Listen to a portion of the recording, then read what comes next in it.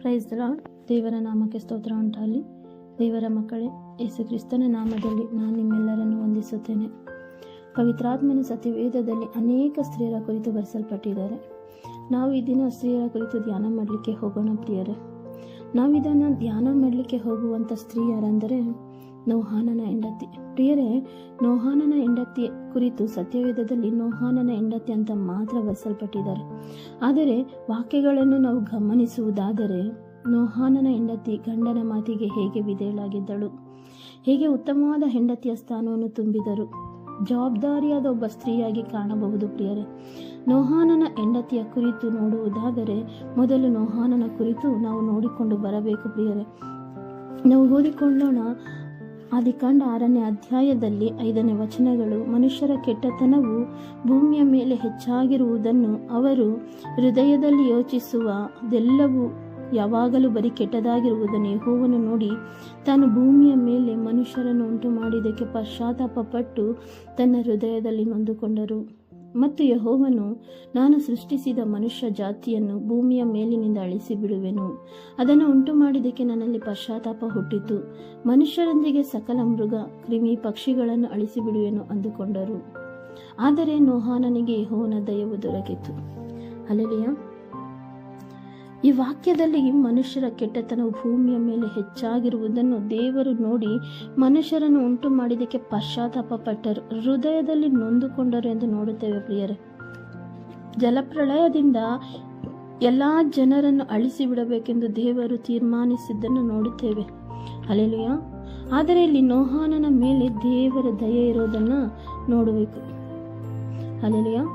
ಹಾಗೆ ಮುಂದೆ ನೋಡುವುದಾದರೆ 9ನೇ ವಾಕ್ಯದಲ್ಲಿ, ನೋಹಾನನು ನೀತಿವಂತನು, ತನ್ನ ಕಾಲದವರಲ್ಲಿ ತಪ್ಪಿಲ್ಲದವನು ಆಗಿದ್ದನು, ಅವನು ದೇವರೊಂದಿಗೆ ಅನ್ಯೋನ್ಯವಾಗಿ ನಡೆದುಕೊಂಡನು. ಪ್ರಿಯರೇ, ನೋಹಾನನ ಕುರಿತು ದೇವರು ಸಾಕ್ಷಿಯನ್ನು ಕೊಡುತ್ತಿದ್ದಾರೆ ಪ್ರಿಯರೇ. ತಪ್ಪಿಲ್ಲದವನು, ನೀತಿವಂತನು, ದೇವರೊಟ್ಟಿಗೆ ಅನ್ಯೋನ್ಯವಾಗಿ ನಡೆದನು ಎಂದು. ನಮ್ಮ ಕುಟುಂಬ ಕುರಿತು ದೇವರು ಸಾಕ್ಷಿಯನ್ನು ಕೊಡಬೇಕು. ನಮ್ಮ ಕುರಿತು ದೇವರು ಸಾಕ್ಷಿಯನ್ನು ಕೊಡಬೇಕು. ಈ ಒಂದು ಕುಟುಂಬ ನಂಬಿಕೆಯುಳ್ಳ ಕುಟುಂಬ, ಈ ಒಂದು ಕುಟುಂಬ ದೇವರೊಟ್ಟಿಗೆ ಅನ್ಯೋನ್ಯವಾಗಿ ನಡೆದುಕೊಳ್ಳುವಂಥ ಕುಟುಂಬ ಎಂದು ದೇವರು ನಮ್ಮ ಕುರಿತು ಸಾಕ್ಷಿಯನ್ನು ಕೊಡಬೇಕು. ದೇವರ ಮಕ್ಕಳೇ, ನಾವು ಆ ರೀತಿ ಜೀವಿಸ್ತಾ ಇದ್ದೀವ ಎಂದು ಒಂದು ಸಾರಿ ಯೋಚಿಸಬೇಕು ಪ್ರಿಯರೇ. ಆದಿಕಾಂಡ 6ನೇ ಅಧ್ಯಾಯದಲ್ಲಿ 14ನೇ ವಚನಗಳಲ್ಲಿ ನಾವು ನೋಡುವುದಾದರೆ ದೇವರು ಜಲಪ್ರಳಯದಿಂದ ಎಲ್ಲವನ್ನು ನಾಶ ಮಾಡಬೇಕು ಅಂತ ತೀರ್ಮಾನಿಸಿದ್ದನ್ನು ನೋಡ್ತೇವೆ. ಅದಕ್ಕೆ ನೋಹಾನನಿಗೆ, ನೀನು ತುರಾಯಿ ಮರದಿಂದ ನಾವೆಯನ್ನು ಮಾಡಬೇಕು. ಯಾವ ರೀತಿ ನಾವೇನ ಮಾಡಬೇಕು ಎಂದು ದೇವರಲ್ಲಿ ಏನು ಮಾಡ್ತಾ ಇದ್ದಾರೆ, ಒಂದು ಪ್ಲಾನನ್ನು ಕೊಡ್ತಾ ಇದ್ದಾರೆ ನೋಹಾನನಿಗೆ.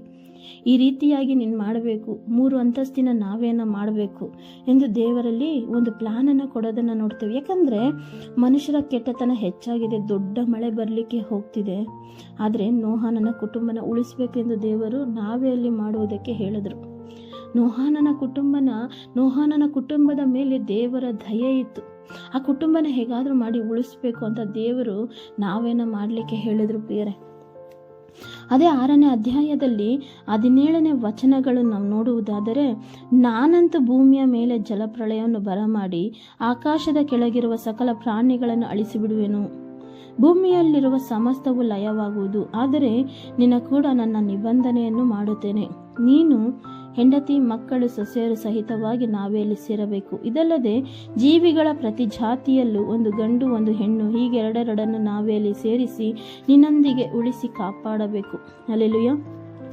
ದೇವರ ಮಕ್ಕಳೇ, ನಿನ್ನ ಕುಟುಂಬ, ನಿನ್ನ ಹೆಂಡತಿ, ನಿನ್ನ ಮಕ್ಕಳು ಸೊಸೆಯರು ನಾವೆಯಲ್ಲಿ ಸೇರಬೇಕು. ಅದು ಮಾತ್ರ ಅಲ್ಲ, ಪ್ರತಿ ಜೀವಿಗಳು ಸಹ ನಾವೆಯಲ್ಲಿ ಸೇರಬೇಕೆಂದು ದೇವರು ಅಪ್ಪಣೆಯನ್ನು ಕೊಡುವುದನ್ನು ನೋಡುತ್ತೇವೆ ಪ್ರಿಯರೇ. ದೇವರ ಮಕ್ಕಳೇ, ದೇವರು ಪ್ರತಿ ಸರಿ ನೀನು, ನಿನ್ನ ಕುಟುಂಬ, ನಿನ್ನ ಹೆಂಡತಿ, ನಿನ್ನ ಮಕ್ಕಳು, ನಿನ್ನ ಸೊಸೆಯರು ಎಂದು ಹೇಳುವುದನ್ನು ನೋಡುತ್ತೇವೆ. ನಾವೇನು ಮಾಡುವಾಗ, ನಾವೆಯಲ್ಲಿ ಸೇರುವಾಗ, ನಾವೆಯಿಂದ ಹೊರಗಡೆ ಬರುವಾಗ, ಈ 3 ಕಾರ್ಯಗಳು ನಡೆಯುವಾಗ ಕೂಡ ನೋಹಾನನ ಹೆಂಡತಿ ಜೊತೆಯಲ್ಲೇ ಇರುವುದನ್ನು ನೋಡುತ್ತೇವೆ. ಹಲ್ಲೆಲೂಯಾ. ನೋಹಾನನ ಹೆಂಡತಿ ಗಂಡನ ಮಾತುಗಳನ್ನು ನಂಬಿದಳು. ದೊಡ್ಡ ಮಳೆ ಬರುತ್ತೆ ಎಂದು ದೇವರು ಹೇಳಿದರು ಎಂದು ನೋಹಾನನು ಹೇಳುವಾಗ ಆತನ ಮಾತುಗಳನ್ನು ನಂಬಿದರು. ಎಷ್ಟು ಹೆಣ್ಣು ಮಕ್ಕಳು ಇವತ್ತು ಕುಟುಂಬಗಳಲ್ಲಿ ಗಂಡನ ಮಾತುಗಳನ್ನ ಕೇಳೋದಿಲ್ಲ, ಹೆಂಡತಿಯ ಮಾತುಗಳನ್ನ ಗಂಡ ಕೇಳೋದಿಲ್ಲ. ಅದರಿಂದ ಅನೇಕ ಸಮಸ್ಯೆಗಳು, ಜಗಳಗಳು ಉಂಟಾಗುತ್ತೆ. ಆದರೆ ಇಲ್ಲಿ ನೋಹಾನನ ಹೆಂಡತಿ ಗಂಡನ ಮಾತುಗಳನ್ನು ನಂಬಿದಳು. ನೋಡಿ ಪ್ರಿಯರೇ, ಅಲ್ಲಿಯವರೆಗೆ ಮಳೆ ಅಂದರೆ ಆ ಕಾಲದಲ್ಲಿದ್ದ ಜನರಿಗೆ ಗೊತ್ತಿಲ್ಲ. ಯಾಕಂದರೆ ಆದಿಕಾಂಡ 2ನೇ ಅಧ್ಯಾಯದಲ್ಲಿ 5ನೇ ವಾಕ್ಯ ಹೀಗೆ ಹೇಳುತ್ತದೆ, ಯೆಹೋವ ದೇವರು ಭೂಮಿ ಆಕಾಶಗಳನ್ನು ಉಂಟು ಮಾಡಿದಾಗ ಯಾವ ಗಿಡವಾದರೂ ಭೂಮಿಯಲ್ಲಿರಲಿಲ್ಲ, ಯಾವ ಪಲ್ಯವೂ ಹುಟ್ಟಿರಲಿಲ್ಲ. ಯಾಕಂದರೆ ಯೆಹೋವ ದೇವರು ಭೂಮಿಯ ಮೇಲೆ ಮಳೆಯನ್ನು ಸುರಿಸಿರಲಿಲ್ಲ, ಭೂಮಿಯನ್ನು ವ್ಯವಸಾಯ ಮಾಡುವುದಕ್ಕೆ ಮನುಷ್ಯನು ಇರಲಿಲ್ಲ. ಆದರೂ ಭೂಮಿಯಿಂದ ಮಂಜು ಹಬ್ಬಿ ನೆಲವನ್ನೆಲ್ಲ ತೋಯಿಸುತ್ತಿತ್ತು. ಹಲ್ಲೆಲೂಯಾ. ವಾಕ್ಯದಲ್ಲಿ ವಾಕ್ಯ ಹೀಗೆ ಹೇಳುತ್ತದೆ, ಭೂಮಿಯಲ್ಲಿ ಮಂಜು ಬಿದ್ದು ಫಲಗಳು ಬಿಡುತ್ತಿತ್ತು ಅಷ್ಟೇ. ಆದ್ದರಿಂದ ಜನರಿಗೆ ಮಳೆ ಅಂದರೆ ಗೊತ್ತಿಲ್ಲ ಪ್ರಿಯರೇ. ನೋಹಾನನ ಮಾತುಗಳಿಗೆ ನಾವೇನ ಕಟ್ಟಬೇಕಾದ್ರೆ ಜನರು ನಗ್ತಾ ಇದ್ರು. ನೋಹಾನನ ಹೇಳೋದನ್ನ ಜನರು ನಗ್ತಾ ಇದ್ರು ಪ್ರಿಯರೇ. ಹಲ್ಲೆಲೂಯಾ. ಇವನಿಗೆ ಹುಚ್ಚಿಡ್ದಿದೆ, ಮಳೆ ಬರುತ್ತೆ ಅಂತ ಸುಮ್ಮನೆ ಏನೇನೋ ಹೇಳ್ತಾ ಇದ್ದಾನೆ, ಏನೇನೋ ಮಾಡ್ತಾ ಇದ್ದಾನೆ ಅಂತ ಎಲ್ಲರೂ ನೋಡಿ ಅವನ್ನ ಹಾಸ್ಯ ಮಾಡ್ತಾ ಇದ್ರು. ಇವನು ತನ್ನ ಶಕ್ತಿನ, ಸಾಮರ್ಥ್ಯನ, ಸಮಯನ ಎಲ್ಲನೂ ವ್ಯರ್ಥ ಮಾಡ್ಕೊಳ್ತಾ ಇದ್ದಾನೆ ಅಂತ ನಗ್ತಾ ಇದ್ರು ಪ್ರಿಯರೇ. ನಾವು ಅನೇಕ ಸರಿ ದೇವರು ಹೇಳುವುದನ್ನ ಕೇಳೋದಿಲ್ಲ. ಅದಕ್ಕೆ ಬರುವಂಥ ಉಪದ್ರವಗಳು, ಬರುವಂಥ ಶೋಧನೆಗಳು, ಕಷ್ಟಗಳಿಗೆ ಒಳಗಾಗ್ಬಿಡ್ತೇವೆ. ನೋಹಾನನ ಹೆಂಡತಿ ಅವನ ಮಾತುಗಳನ್ನ ನಂಬದ್ಲು. ನಾವೇನು ಕಟ್ಟಲು ಸಹಾಯ ಮಾಡಿದರು. ಜನರು ಹಾಸ್ಯ ಮಾಡುವಾಗ ಯಾವ ಜನರು ನಾವೇನು ಮಾಡಲು ಬಂದಿರಲ್ಲ ಪ್ರಿಯರೇ. 3 ಅಂತಸ್ತಿನ ನಾವೇನು ಮಾಡುವುದು ಸುಲಭವಾದ ಕಾರ್ಯ ಅಲ್ಲ. ಅವರು ನೋಹಾನನ ಕುಟುಂಬ ನಾವೇನು ಮಾಡಿ ಮುಗಿಸಿದರು ಎಂದು ನೋಡ್ತೇವೆ. ಆದರೂ ಅವರು ಏನು ಮಾಡಿದ್ರು, ಆ ಒಂದು ಶೋಧನೆಗಳು, ಆ ಒಂದು ಕಷ್ಟಗಳು, ಜನರು ಅಪಹಾಸ್ಯ ಮಾಡುವಂಥ ಸಮಯಗಳಲ್ಲೂ ಕೂಡ ದೇವರ ಮಾತನ್ನ ನಂಬಿ ನೋಹಾನನು ಮತ್ತು ಅವನ ಕುಟುಂಬ ನಾವೇನು ಮಾಡಿ ಮುಗಿಸಿದ್ರು.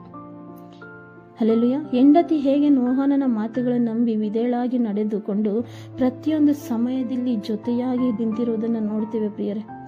ನಾವೇ ಇಲ್ಲಿ ನೋಹನ ಕುಟುಂಬ ಮಾತ್ರ ಅಲ್ಲ, ಪ್ರತಿಯೊಂದು ಪ್ರಾಣಿ, ಪಕ್ಷಿಗಳು, ಕ್ರಿಮಿಕೀಟಗಳು ಸೇರಿದವು. ಆದಿಕಾಂಡದಲ್ಲಿ 19ನೇ ವಚನಗಳು 21 ವಚನಗಳವರೆಗೂ ನಾವು ನೋಡುವುದಾದರೆ ಅವುಗಳನ್ನು ನಾವೇ ಅಲ್ಲಿ ಸೇರಿಸಿ ಅವುಗಳಿಗೆ ಬೇಕಾಗಿರುವ ಆಹಾರನ ಕೂಡ ಸಿದ್ಧ ಮಾಡಬೇಕು ಎಂದು ನೋಡುತ್ತೇವೆ. ಪ್ರಿಯರೇ, ನೋಹಾನನ ಹೆಂಡತಿಯನ್ನು ನೋಡಿ ಕುಟುಂಬವನ್ನು ನೋಡಿಕೊಳ್ಳಬೇಕು, ಪ್ರಾಣಿ ಪಕ್ಷಿಗಳನ್ನ ನೋಡಿಕೊಳ್ಬೇಕು. ಈ ಲೋಕದಲ್ಲಿ ನೋಡ್ರಿ, ಅನೇಕ ಜನರು ಪ್ರಾಣಿ ಪಕ್ಷಿಗಳನ್ನ ಸಾಕಿರ್ತಾರೆ. ಆದರೆ ಅವುಗಳನ್ನ ನೋಡ್ಕೊಳ್ಬೇಕಂದ್ರೆ ಎಷ್ಟು ಕಷ್ಟಕರವಾಗಿರುತ್ತೆ. ಮನುಷ್ಯರಿಗಿಂತ ಸೂಕ್ಷ್ಮವಾಗಿರುವಂಥ ಜೀವಿಗಳವು, ಅವನ್ನ ನೋಡ್ಕೊಬೇಕಂದ್ರೆ ತುಂಬಾನೇ ಕಷ್ಟ ಪ್ರಿಯರೇ. ಆದರೆ ಇಲ್ಲಿ ಎಷ್ಟೋ ಥರದ ಪ್ರಾಣಿಗಳು, ಪಕ್ಷಿಗಳು, ಕ್ರಿಮಿ ಕೀಟಗಳನ್ನ ನೋಡಿಕೊಳ್ತಾ ಇದ್ರು ಅವರು. ಸುಲಭವಾದ ಕಾರ್ಯ ಅಲ್ಲ ಪ್ರಿಯರೇ. ಎಷ್ಟು ಕಷ್ಟಕರವಾದ ಜೀವಿತ ಇರಬೇಕು. ಒಂದು ಸಾರಿ ನೀವು ಯೋಚಿಸಿ ನೋಡಿ. ನೋಹಾನನ ಹೆಂಡತಿಯ ಕುರಿತು ನೀವು ಸುಮ್ಮನೆ ಕುತ್ಕೊಂಡು ಯೋಚಿಸಿ ನೋಡಬೇಕು ನಾವು, ಹೇಗೆ ಎಷ್ಟು ಕಷ್ಟಕರವಾದ ಜೀವಿತ ಇರ್ತಿತ್ತು ಅಂತ. ಹಲ್ಲೆಲೂಯಾ. ಆದರೂ ನೋಹಾನನ ಹೆಂಡತಿ ಒಂದು ಮಾತು ಸಹ ಮಾತಾಡಲಿಲ್ಲ. ನೋಹಾನನ ವಿರೋಧವಾಗಿ ಜಗಳವನ್ನು ಮಾಡಿರೋದಿಲ್ಲ. ಹಲ್ಲೆಲೂಯಾ. ಅವರ ಮಕ್ಕಳು ಸಹ ಏನು ಸಹ ಹೇಳಲಿಲ್ಲ. ಹೆಂಡತಿಯರು, ಸೊಸೆಯರು ಸಹ ಏನು ಕೂಡ ಒಂದು ಮಾತು ಕೂಡ ಏನು ಹೇಳಲಿಲ್ಲ ಪ್ರಿಯರೇ. ನಾವು ಯಾಕೆ ನಾವೇ ಅಲ್ಲಿ ಬರಬೇಕು, ನಾವು ಯಾಕೆ ನಾವೇ ಅಲ್ಲಿ ಸೇರಬೇಕು, ನಿಮಗೆ ತಾನೇ ಹೇಳಿರೋದು ಅಂತಂದ್ಬಿಟ್ಟು ಎಲ್ಲೂ ಕೂಡ ಒಂದು ಜಗಳವನ್ನಾಗಲಿ, ಒಂದು ಭಿನ್ನಾಭಿಪ್ರಾಯಗಳನ್ನಾಗಲಿ ಅಲ್ಲಿ ನೋಡುವುದಕ್ಕೆ ಸಾಧ್ಯನೇ ಇಲ್ಲ ಪ್ರಿಯರೇ. ನೋಹನನ ವಿರೋಧವಾಗಿ ಒಂದು ಮಾತು ಸಹ ಮಾತನಾಡಲಿಲ್ಲ. ಈ ದಿನದಲ್ಲಿ ಎಷ್ಟೋ ಕುಟುಂಬಗಳಲ್ಲಿ ಅತ್ತೆ ಸೊಸೆಯರ ಜಗಳಗಳನ್ನ ನೋಡ್ತೇವೆ ನಾವು. ನನ್ನ ಸೊಸೆ ಸರಿಯಿಲ್ಲ, ನನ್ನ ಅತ್ತೆ ಸರಿಯಿಲ್ಲ, ನನ್ನ ಅತ್ತೆ ನನ್ನ ಮಾತು ಕೇಳೋದಿಲ್ಲ, ನನ್ನ ಸೊಸೆ ನನ್ನ ಮಾತು ಕೇಳೋದಿಲ್ಲ, ನಮ್ಮ ಅತ್ತೆ ಯಾವಾಗಲೂ ನನ್ನ ಮೇಲೆ ಜಗಳ ಮಾಡ್ತಾ ಇರ್ತಾರೆ ಅಂತಂದ್ಬಿಟ್ಟು ಎಷ್ಟೋ ಕುಟುಂಬಗಳನ್ನ ಈ ಲೋಕದಲ್ಲಿ ನಾವು ನೋಡ್ತಾನೆ ಇರ್ತೀವಿ ಪ್ರಿಯರೇ. ಎಷ್ಟೋ ಕುಟುಂಬಗಳಲ್ಲಿ ಸಮಾಧಾನ ಇರೋದಿಲ್ಲ. ಅಳೋದನ್ನ ನೋಡ್ತೀವಿ, ಕಣ್ಣೀರು ಹಾಕೋದನ್ನ ನೋಡ್ತೀವಿ, ಅಸಮಾಧಾನಗಳಿಂದ, ಉಪದ್ರವಗಳಿಂದ, ಶೋಧನೆಗಳಿಂದ ಕುಟುಂಬಗಳು ಸಿಕ್ಕಿ ಹಾಕೊಳ್ಳೋದನ್ನ ನೋಡ್ತೇವೆ ಪ್ರಿಯರೇ. ಆದರೆ ಇಲ್ಲಿ ನೋಹಾನನ ಹೆಂಡತಿ ಆ ರೀತಿಯಾಗಿ ನಮಗೆ ಕಾಣಿಸುವುದಿಲ್ಲ. ಉತ್ತಮವಾದ ಸ್ತ್ರೀಯಾಗಿ ಕಾಣಿಸಿಕೊಳ್ತಾಳೆ ಪ್ರಿಯರೇ. ಒಳ್ಳೆ ಅತ್ತೆಯಾಗಿ ಕಾಣಿಸಿಕೊಳ್ತಾರೆ. ಒಂದು ವೇಳೆ ಅವಳು ಅಲ್ಲಿ ಸರಿಯಾದ ಅತ್ತೆ ಸ್ಥಾನವನ್ನು ತುಂಬಿಲ್ಲ ಅಂದಿದ್ರೆ ಸೊಸೆಯರು ಅವರ ಮಾತುಗಳನ್ನು ಕೇಳ್ತಾ ಇರಲಿಲ್ಲ ಪ್ರಿಯರೇ. ಅದು ಅಲ್ಲದೆ ಒಳ್ಳೆ ತಾಯಿಯಾಗಿ ಸಹ ನೋಡಬಹುದು. ಅವಳು ಒಂದು ಒಳ್ಳೆ ತಾಯಿಯ ಸ್ಥಾನವನ್ನು ತುಂಬಿಲ್ಲ ಅಂದಿದ್ರೆ ಮಕ್ಕಳು ಕೂಡ ನಾವೇ ಅಲ್ಲಿ ಸೇರ್ತಾ ಇರಲಿಲ್ಲ ದೇವರ ಮಕ್ಕಳೇ. ಹಲ್ಲೆಲೂಯಾ. ಇಲ್ಲಿ ನೋಹಾನನು ಅವನ ಹೆಂಡತಿಯನ್ನು ಉತ್ತಮವಾದ ತಂದೆ ತಾಯಿ, ಉತ್ತಮವಾದ ಅತ್ತೆ ಮಾವ ಎಂದು ನೋಡುತ್ತೇವೆ ಪ್ರಿಯರೇ. ಆದ್ದರಿಂದ ಎಲ್ಲರೂ ನಾವೇ ಅಲ್ಲಿ ಸೇರಿ ಉಳಿದುಕೊಂಡರು. ದೇವರ ಮಕ್ಕಳು ಈ ದಿನದಲ್ಲಿ ಅನೇಕ ಸ್ತ್ರೀಯರು ಕುಟುಂಬದಲ್ಲಿ ಸರಿಯಾಗಿ ಕೆಲಸಗಳನ್ನ ಮಾಡುವುದಿಲ್ಲ. ನಾವೇ ಅಲ್ಲಿ ಸೇರ್ಬೇಕಾದ್ರೆ ಆ ಪ್ರಾಣಿ ಪಕ್ಷಿಗಳನ್ನ ನೋಡ್ಕೊಳ್ಬೇಕಾದ್ರೆ ಸುಮ್ಮನೆ ಕೆಲಸ ಇರೋದಿಲ್ಲ ಪ್ರಿಯರೇ. ಕುಟುಂಬನ ನೋಡ್ಕೊಳ್ಬೇಕು, ಪ್ರಾಣಿ ಪಕ್ಷಿಗಳನ್ನ ನೋಡ್ಕೊಬೇಕು, ಸುಮ್ಮನೆ ಚಿಕ್ಕ ಕೆಲಸ ಇರೋದಿಲ್ಲ ಪ್ರಿಯರೇ.